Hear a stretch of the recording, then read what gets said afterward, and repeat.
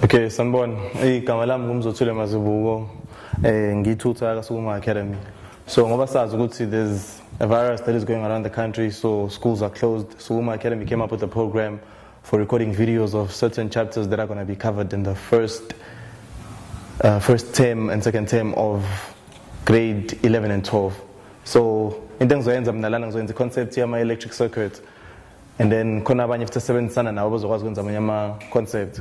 So before siqale into engithanda ukuyisho mina ukuthi in order for you to be able to learn physical science or any other type of science lekhona, I have 3 rules.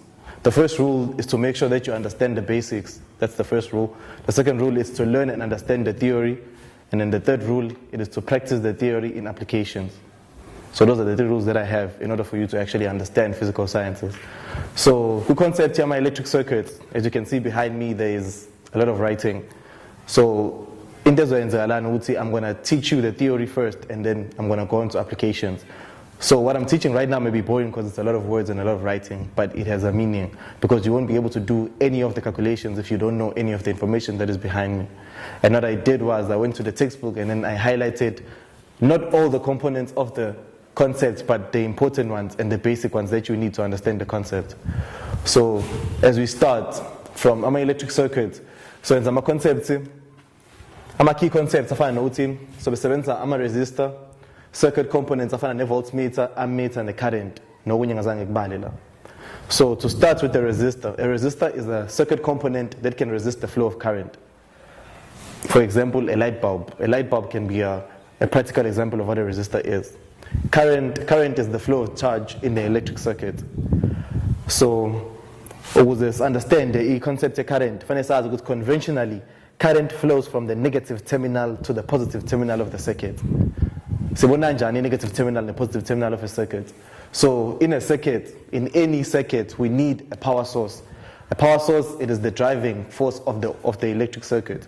So that to be light, you need like a power source. So in an electric circuit, we have a cell and a battery. The difference between a cell and a battery is that a cell is a component of a battery. So we have one cell, and once we have 2 or more, we call it a battery. If you're drawing it in your notes or in the textbook, the longest side of the cell is the negative terminal, and the shorter side is the positive terminal. Hence, the flow of current in a circuit goes from the negative terminal to the positive terminal.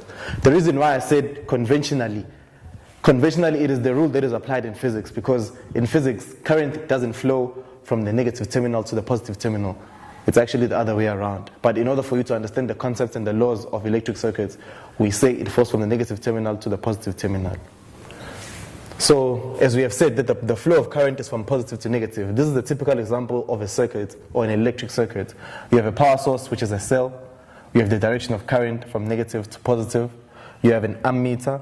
An ammeter is a circuit component that is used to measure the electric charge flowing through the circuit, or the electric current. It is measured in amps. That is the SI unit used for current. And then you have a voltmeter, which is connected across all elements of an electric circuit. Why is it connected across all elements of an electric circuit? It is because the voltmeter has a very high resistance.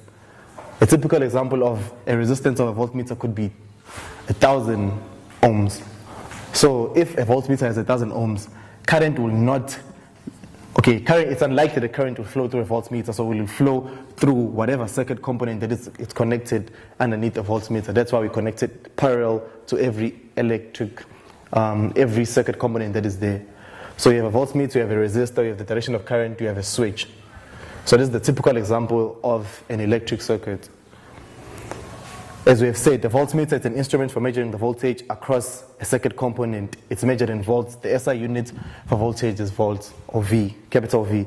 And then an ammeter, it's an instrument for measuring the current through a circuit component. And then the current is measured, the SI unit for current is amps, or capital A. We'll get onto that. And then resistors in an electric circuit can be arranged in series or parallel. Those are the 2 types of connections for the resistors in electric circuits. But before we get to the connection of the resistors, we need to understand the most important law for electric circuits, and that is Ohm's law. Ohm's law states that the current through a resistor is directly proportional to the voltage across it. That sounds simple, but it's a little bit complicated, but then we'll explain it once we get to examples.